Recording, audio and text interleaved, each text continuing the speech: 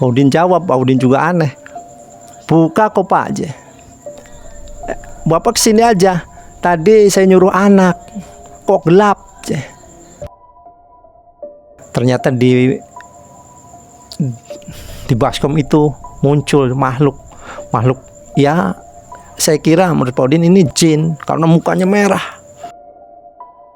Pas nyampe ke sana, ketemu istrinya, terus dia banyak dengar dari tetangganya bahwa setiap malam kuburnya itu ada suara orang nangis dari kuburan Pak Wasis tuh. Bingung, padahal sudah.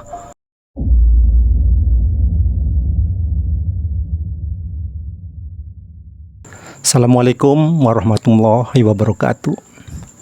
Ketemu lagi dengan saya Mas Ben. Semoga sobat-sobat mengulas malam dalam keadaan sehat walafiat, diberi banyak rezeki dan dimudahkan segala urusannya. Amin amin ya rabbal alamin. Rasa benci dan iri bisa saja mencelakakan kita, apalagi berhubungan dengan uang atau kekayaan. Semua cara akan dilakukannya demi menuju keinginannya. Banyak di antara mereka menggunakan cara-cara yang tidak sesuai dengan ajaran Islam.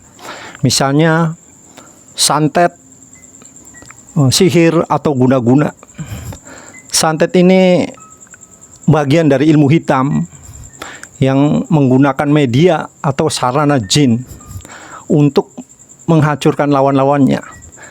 Misalnya menghancurkan persaingan bisnisnya, bahkan sampai nyawa sekalipun taruhannya. Makanya dalam semua agama, santet, sihir atau guna-guna sangat dilarang. Di Islam jelas sekali hukumnya ialah haram, dosa besar. Tapi mereka karena punya ambisi yang di luar nalar, tidak memperdulikan semuanya itu. Zaman sekarang banyak orang-orang seperti kita tidak percaya terhadap hal-hal yang mistik ini. Tapi ternyata di lapangan banyak terjadi kasus-kasus yang berhubungan dengan santet ini. Seperti yang akan saya ceritakan dari pedagang nasi goreng di tempat saya. Sebut saja namanya Pak Udin. Pak Udin ini asli dari Cirebon. Sejak muda dia ikut pamannya di Jakarta berjualan nasi goreng, mie goreng, mie rebus, dan capcay. Setelah remaja atau dewasa, Pak Udin ini memutuskan untuk pulang ke Cirebon untuk menikahi pujaan hatinya. Sehingga setelah menikah, Pak Udin memutuskan untuk berjualan atau mandiri sesuai yang dia pelajari dengan pamannya waktu di Jakarta. Kebetulan istrinya juga nggak jauh tempat tinggalnya dari Pak Udin, yaitu di Cirebon. Pak Udin berjualan nasi goreng ini tidak sendirian. Hampir 100 meter bahkan sampai 50 meter sudah ada pedagang lamanya. Ya tentu saja gesekan-gesekan itu akan pasti terjadi. Dipercaya atau tidak, cerita Pak Udin ini ternyata nyata terjadi dan dirasakan dampaknya.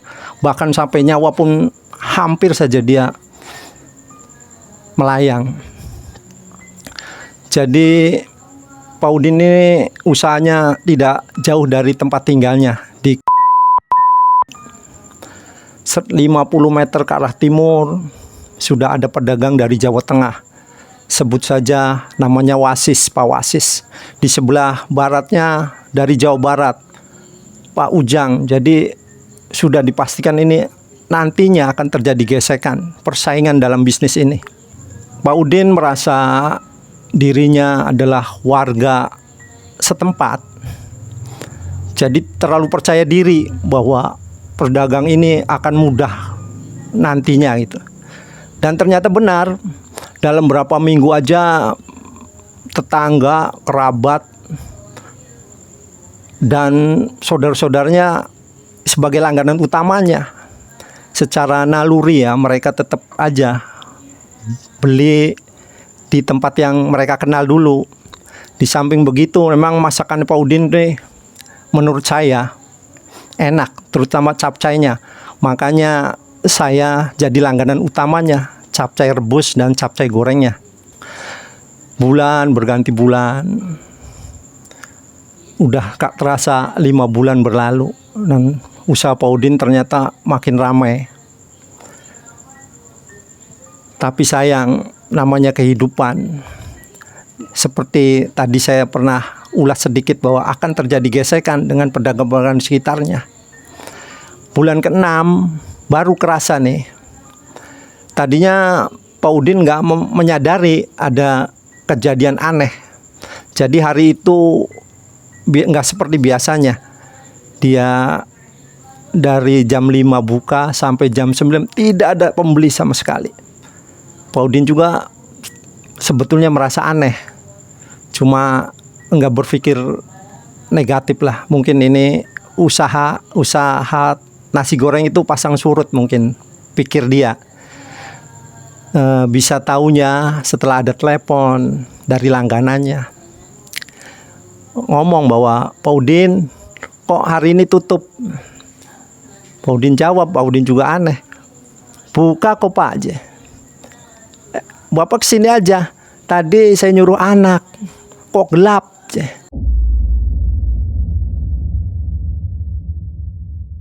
Setelah menyadari kondisi ini, Pak Udin langsung mengantisipasi.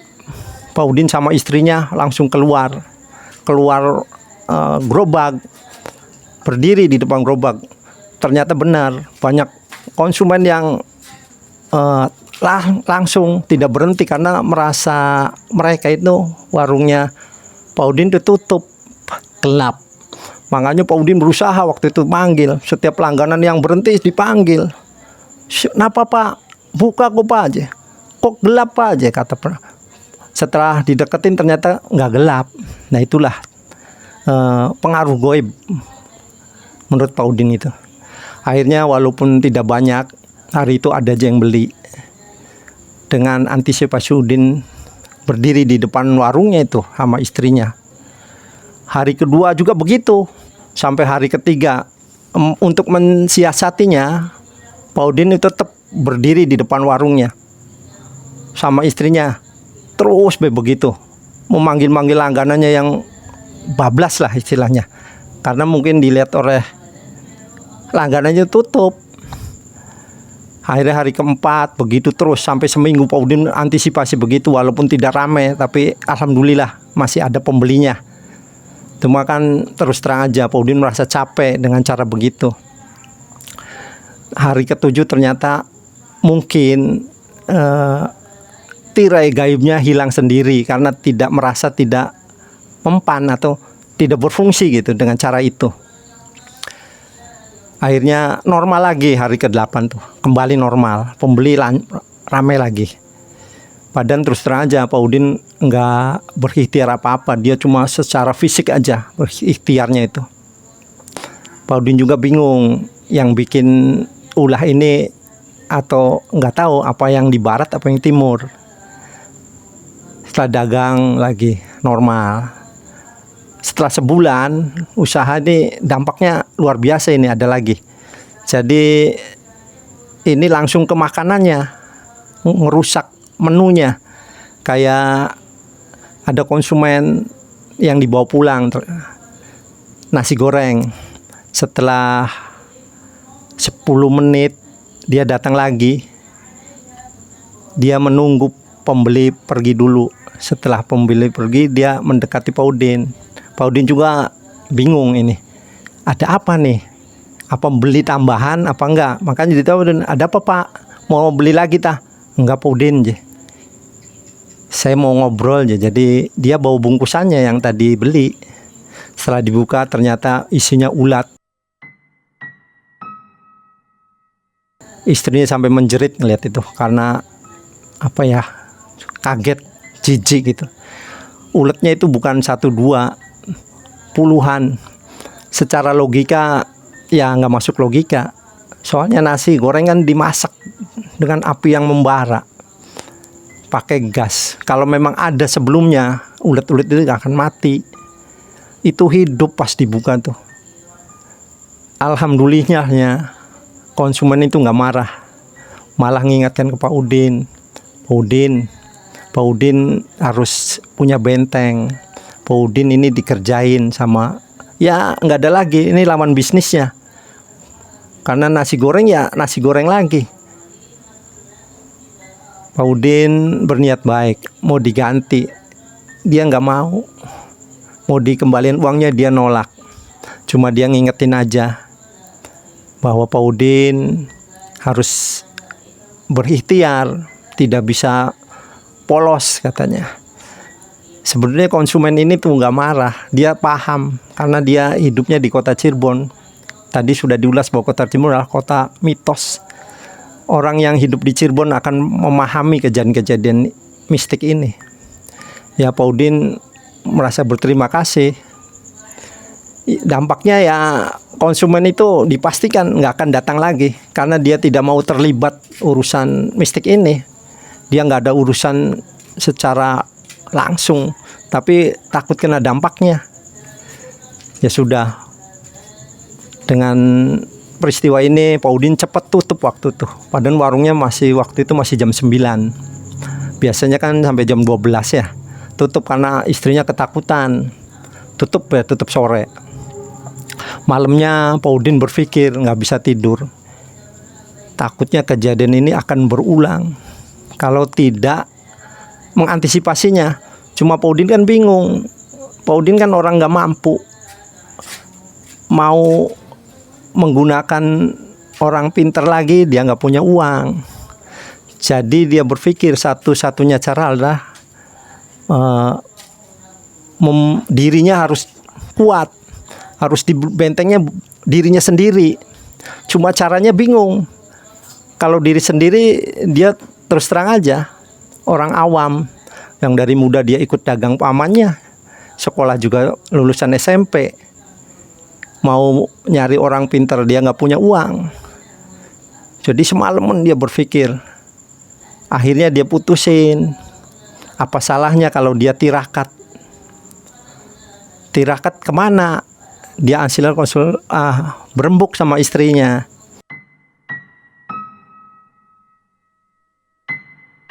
Istrinya menyarankan bahwa, Pak, apa salahnya tirakat di Mbah Kuwu, makam Mbah Kuwu, pendiri alas Cirebon, orang pertama yang membabat alas ya. Mbah Kuwu di makamnya aja. Kebetulan nggak begitu jauh antara kota sama kabupaten. Di Talun kalau salah, di Talun. Jadi dia dengan kendaraan motor dia tirakat di sana selama 3 hari. 3 hari dia belum ada tanda-tanda, belum ada tanda-tanda bisikan atau apalah memberi dia motivasi, nggak ada. Cuma kuncinya ngomong, Pak Udin pulang aja. Udah 3 hari di sini kok. Udah ada energi masuk Pak Udin, saya tahu, kata kuncinya. Walaupun Pak Udin nggak merasakan, tapi saya lihat ada secercah sinar yang masuk karena kesungguhan Pak Udin. Jadi silahkan Pak Udin pulang dan berdagang lagi. Jadi Pak Udin tuh termotivasi oleh Pak Kuncen di Talun ini, makam keramat Mbah Kuwu. Pulang Cirebon, besoknya jualan. Gerobaknya baru dipasang. Itu sekitar jam 5 sore lah. Pak Udin kaget. Di laci bawahnya kan tersimpan sayuran, piring-piring dan gelas. Itu pas jam 5 menjelang maghrib itu kayak ada suara berisik di bawah itu. Womprang. Terus ada suara pedang. Pak Udin juga kaget. Ya Allah, ini apa aja. Padahal hari pertama buka tuh setelah libur seminggu. mau dibuka takut. Jadi Pak Udin hampir ada 5 menit tuh, kayak orang berperang. Menurut Pak Udin ceritanya gitu. Pas setelah suara itu menghilang, Pak Udin coba dibuka, ternyata gelas, piring pada pecah, terus sayuran kayak dibeset-beset pedang. Pak Udin juga nggak ngerti nih apa. Ya sudah, jadi mau tidak mau sisa-sisa sayur yang masih bisa diracik, dia racik. Piring-piring yang pecah dia buang. Itu juga nggak ngerti apa. Mungkin ya, menurut Pak Udin ini, mungkin saya udah dilindungin. Itu ada serangan gaib lagi. Dilindungi setelah dia tirakat di makam Mbah Kuwu. Tapi udah nggak peduli, dia dagang walaupun dengan sisa-sisa barang yang ada. Jam 9 dia tutup, nggak berani sampai malam. Hatinya was-was, tutup. Ini singkat cerita, hari kedua dan hari ketiga juga begitu, ada suara kayak orang perang. Makanya pas hari ketiga dia nggak mau nyimpen barang-barang pecah belah di bawah laci bawah. Sayur juga jadi kosong itu jelas sekali suara orang perang katanya. Wah, pedang, dentingan pedang itu, dangding gitu.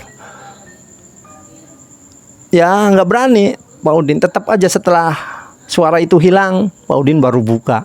Sampai sekarang Pak Udin juga nggak paham itu apa itu tuh. Setelah hari ketiga tidak ada lagi suara dan dagangnya lancar lagi. Alhamdulillah, kata Pak Udin. Setelah beberapa bulan lancar usaha tuh, ada lagi kejadian ini di luar logika lagi.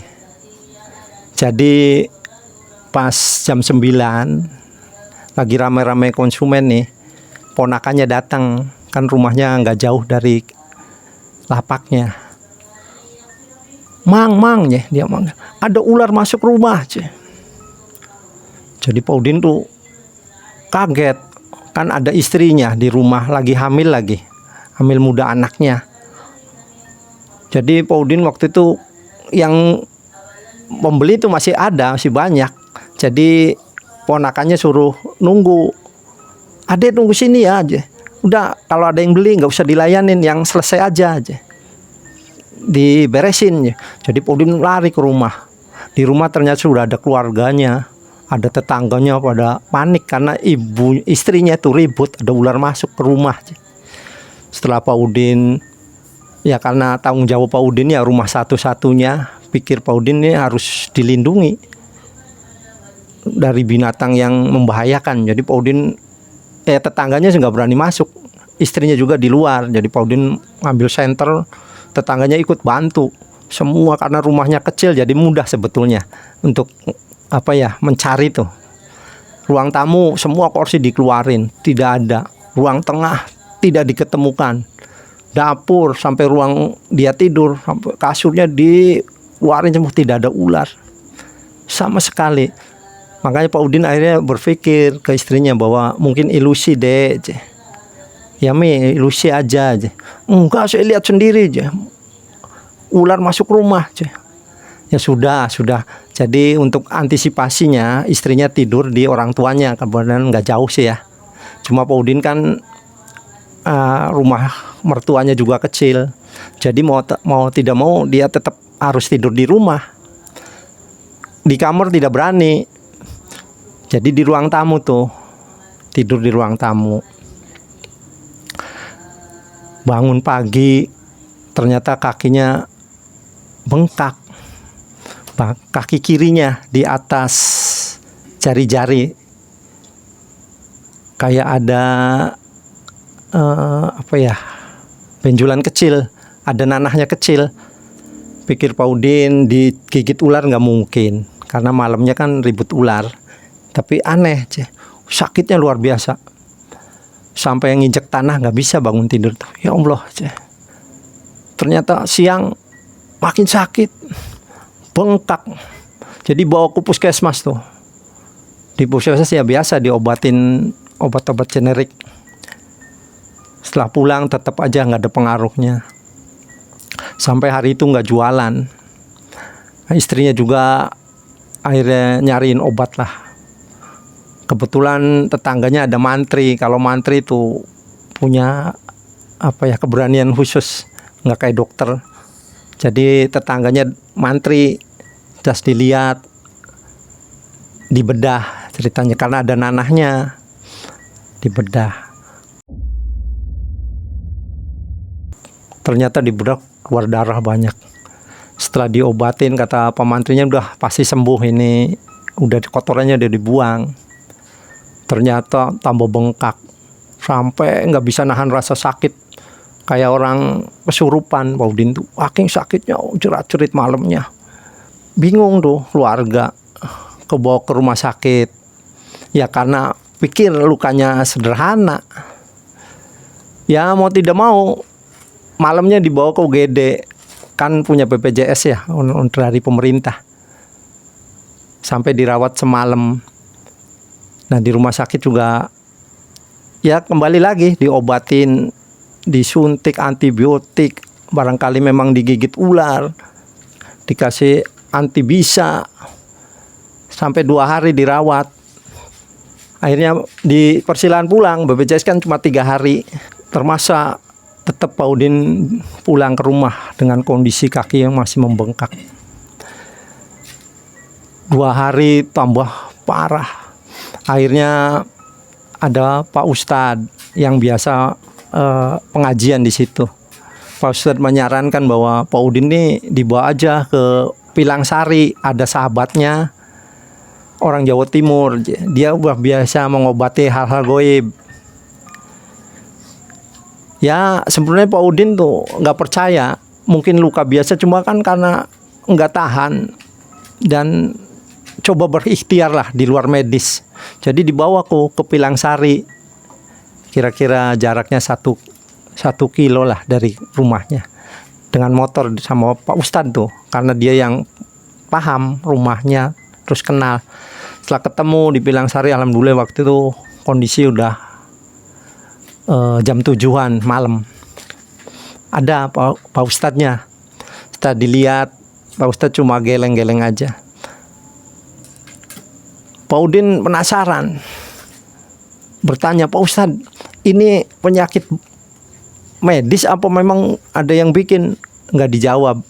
Pak Ustadz cuma senyum, udah gampang, ini dikasih garam dari pesantren Jawa Timur katanya.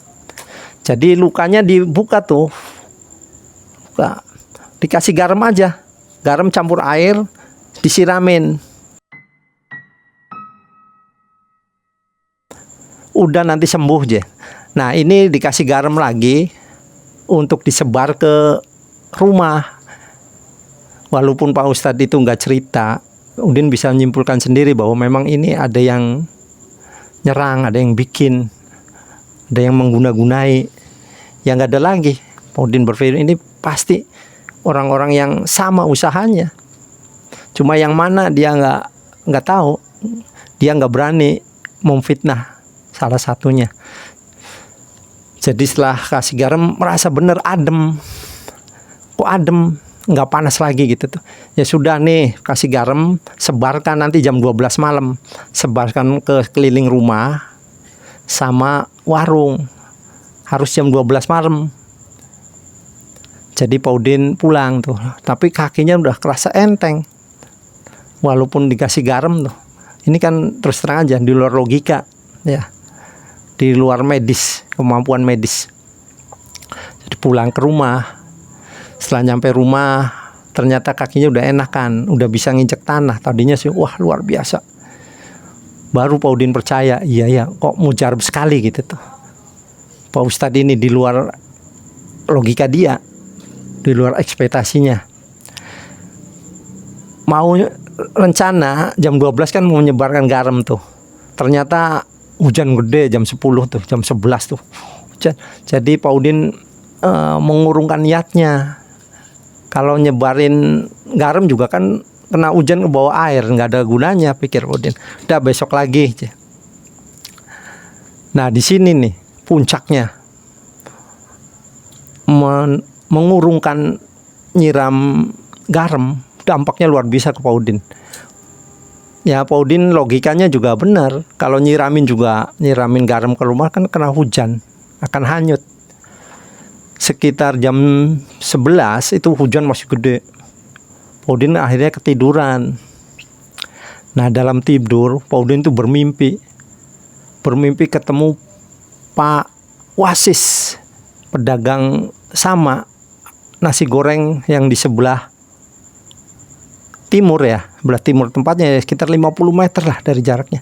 Dalam mimpi itu Pak Udin lihat Pak Wasis nih membawa tebok tuh dari anyaman bambu tuh yang besar, isinya bekakak ayam, terus dilapisin kembang Kamboja, di situ udah kembang mawar, melati, sama kendi ya, air yang dari tanah itu, dari keramik tanah. Ngomong begini ke Pak Udin, ngomongnya dengan tegas, ini buat kamu, makanlah aja. Dengan suara keras dan sedikit memaksa. Yang dalam mimpi ya, Pak Udin kalau mimpi kan nggak bisa diatur, tidak bisa dicegah. Dalam mimpi itu Pak Udin merasa lapar. Jadi walaupun dibentak, dipaksa, dia makan. Dan itu pas makan dan minum air kendi, Pak Udin langsung kayak orang digebugin. Setelah itu tuh digebugin, dibanting, dipukul, sampai Pak Udin tanpa nggak sadar tuh, nggak sadar karena sakitnya, dipukul, ditusuk-tusuk perutnya. Akhirnya sadar-sadar subuh. Udah ngelewati subuh kelihatan, sekitar 5:30-an. Sadar setelah ada suara ngaji dari Pak Ustadz dan remaja masjid. Kedengeran di kuping sayup-sayup ngaji. Terus suara nangis istrinya. Nangis. Baru dia bisa membuka dengan berat kepalanya. Alhamdulillah, Pak Ustadz sampai ngomong gitu. Alhamdulillah, selamat gitu. Terus istrinya langsung memeluknya. Pak Udin nanya, Pak Ustadz, ini badan sakit sekali, kepala sakit, ada apa aja? Pak Ustadz menjelaskan, Pak Udin ini diserang jin, makhluk. Ya untung ponakan Pak Udin ke saya kemudian masih ada di masjid waktu itu jam 12 malam sama anak-anak remaja masjid. Ya sekarang Pak Udin udah aman, udah tinggal memulihkan. Pak Udin garamnya nggak disebar ya. Iya Pak, karena kan hujan.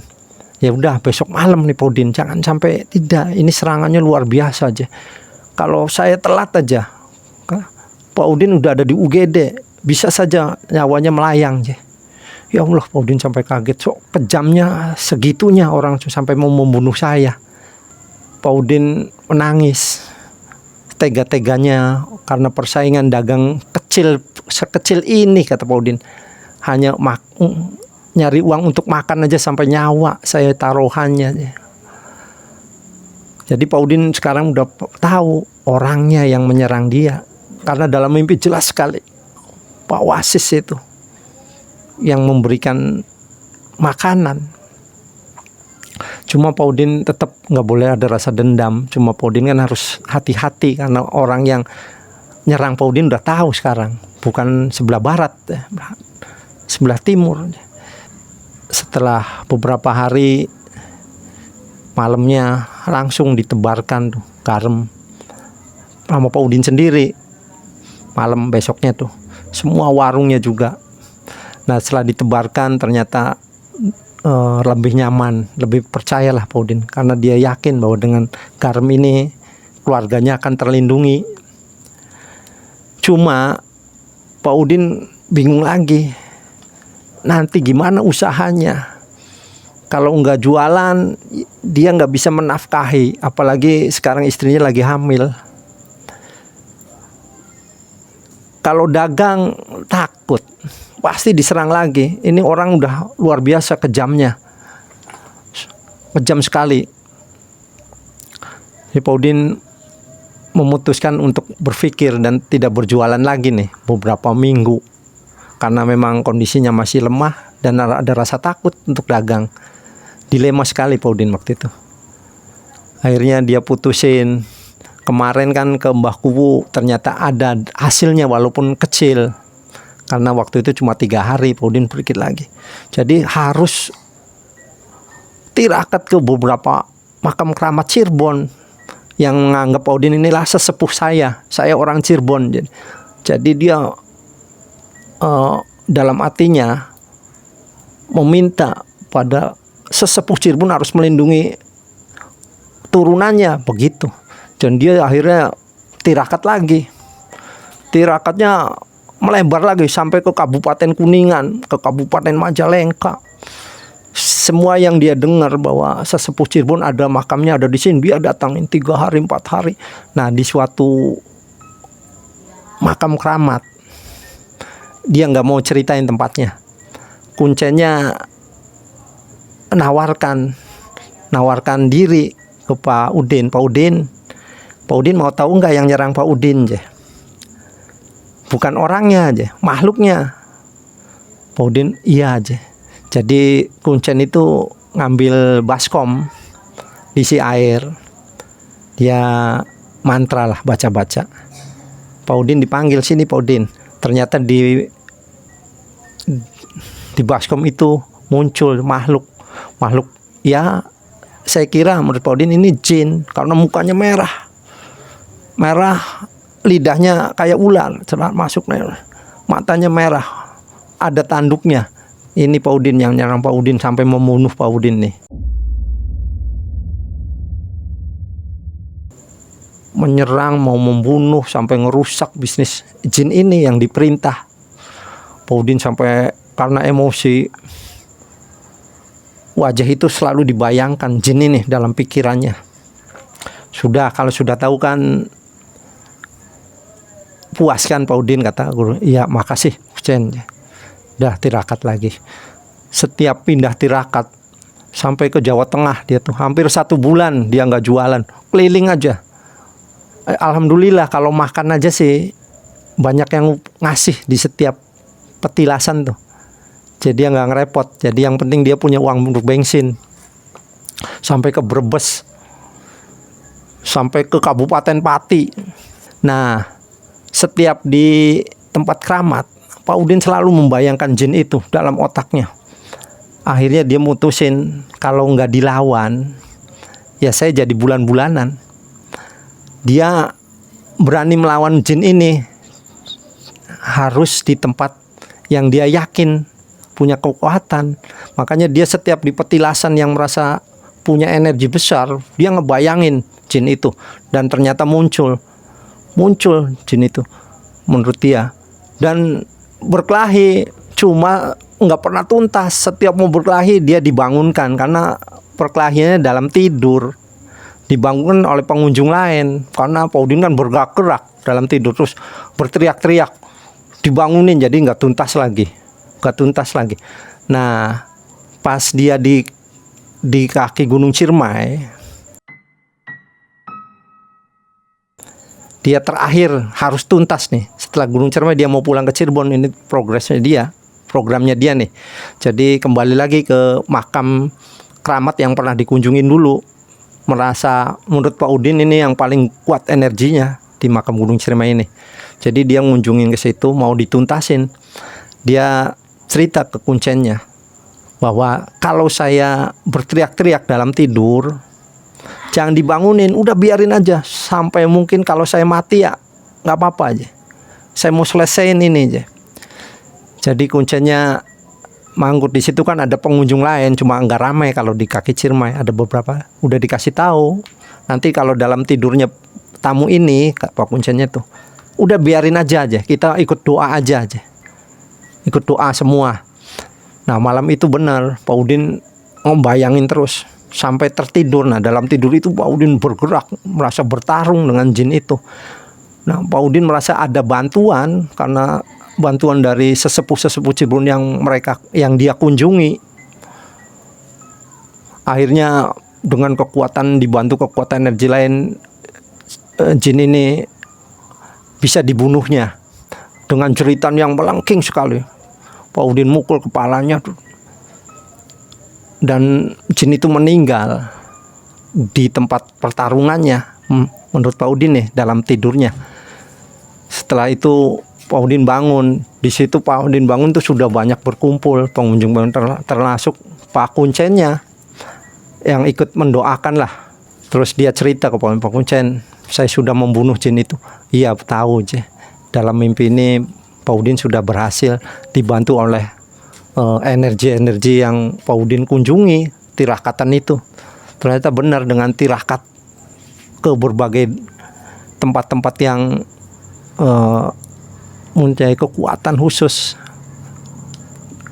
bisa membantu Pak Udin nempel di tubuhnya. Kata Pak Udin nih, sekarang Pak Udin udah puas, udah selesai.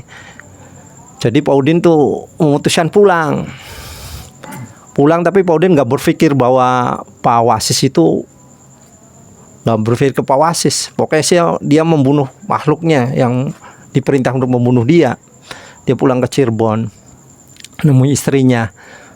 Iseng-iseng dia malam lewat ke warungnya Pak Wasis. Ternyata tutup warung Wasis tuh ya. Terus dia tanya ke sebelahnya, "Ari Pak Wasis kenapa tutup tuh warungnya?" "Kemarin sakit Pak aja, pingsan. Kemarin lagi dagang tuh pingsan Pak aja," kata sebelahnya. Terus dibawa ke rumah sakit je, rumah sakit Gunung Jati. Cuma Pak Udin kan malam waktu itu. Udahlah besok aja saya mau nengok, saya mau lihat kondisi Pak Wasis nih, penasaran.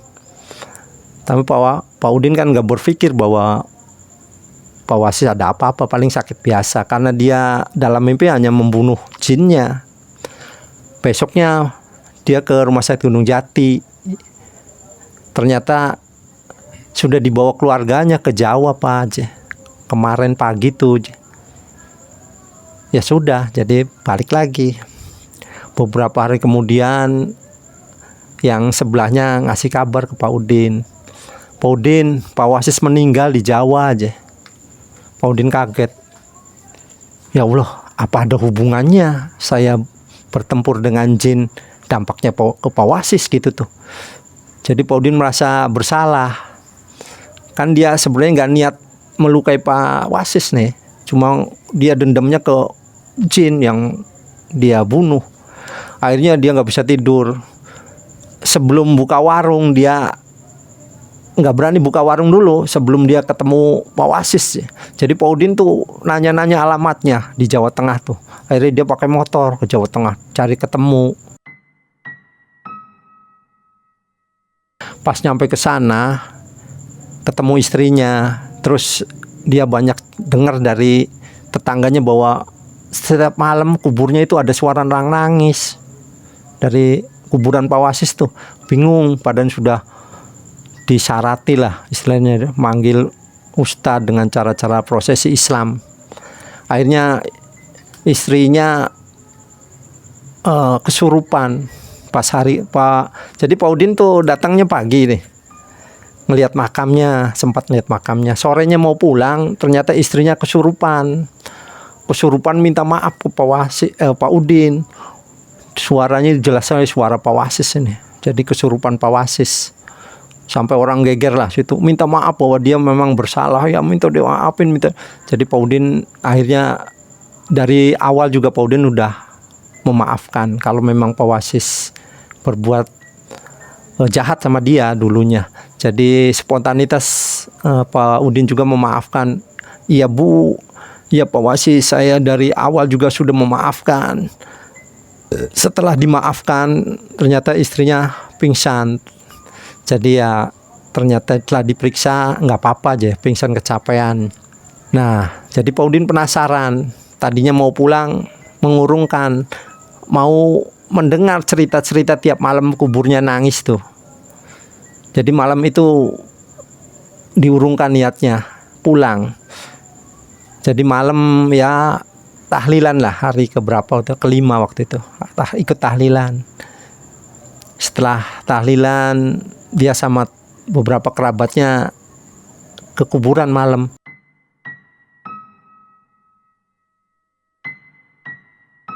Dan alhamdulillah suara nangis itu sudah nggak ada.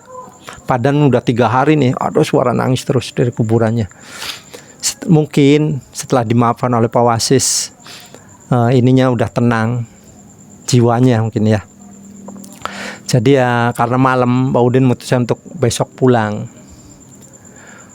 Istrinya malamnya kerasukan lagi, sekitar jam 12 sudah pada tidur padahal. Kerasukan lagi, kerasukannya nggak minta maaf ini sih. Ketawa, kelihatan bahagia, berterima kasih, ketawa-tawa lah. Ya orang lain sih nganggapnya aneh, rada dianggapnya gila lah. Cuma kan suaranya kan duduk suara perempuan itu, suara jelas suara laki-laki. Cuma durasinya nggak lama, sekitar 10 menit lah. Habis itu tidur lagi istrinya. Ya udah, ini udah jelas menurut Pak Wasis bahwa memang setelah berbuat dosa terhadap dirinya, Pak Wasis ini banyak beban dan gak tenang di alam bakanya. Alhamdulillah setelah dimaafkan oleh Pak Wasis, suara nangis di makamnya udah hilang. Nah tadi mencerminkan bahwa istrinya juga kerasukan merasa bahagia. Berarti ini cerminan dari jiwanya Pak Wasis, mungkin udah plong ya setelah dimaafkan. Nah aneh lagi, paginya jadi Pak Wasis tuh pulang, udah pamitan ya, perjalanan nih, dia bawa motor sendiri. Tiba-tiba ada motor yang membalap. Anehnya motor yang membalap itu, yang dibonceng itu Pak Wasis. Senyum ke dia. Pak Udin sampai kaget ya, merinding. Udah jelas sekali yang deket. Jadi Pak Udin tuh penasaran, dikejar tuh motor. Kecepatannya tinggi, pas dibalap ternyata bukan Pak Wasis, orang lain. Mungkin nggak tahu tuh, nggak paham Pak Wasis ini apa dia berilusinasi atau memang itu tadi gambaran Pak Wasis yang merasa berterima kasih, senyum soalnya. Akhirnya dia dengan kecepatan dikurangin karena takut ada kejadian-kejadian lagi bisa membahayakan dia karena kaget. Sampailah akhirnya sore ke Cirebon, dia menceritakan semuanya ke istrinya. Alhamdulillah aja. Beberapa hari kemudian dengan jiwa yang tenang, merasa Pak Wasis punya kekuatan dalam dirinya untuk melindungi usaha dan keluarganya. Jadi yakin dengan kekuatan ini usahanya aman, tidak bisa ditembus oleh orang-orang yang berniat jahat. Dan nyata sudah beberapa bulan kemudian ternyata lancar-lancar aja dan rezekinya makin banyak. Ya, itulah sedikit cerita pengalaman dari Pak Udin yang menceritakan kepada saya. Semoga cerita ini bisa dijadikan bahan buat renungan kita. Ambil sisi positifnya, buang sisi negatifnya.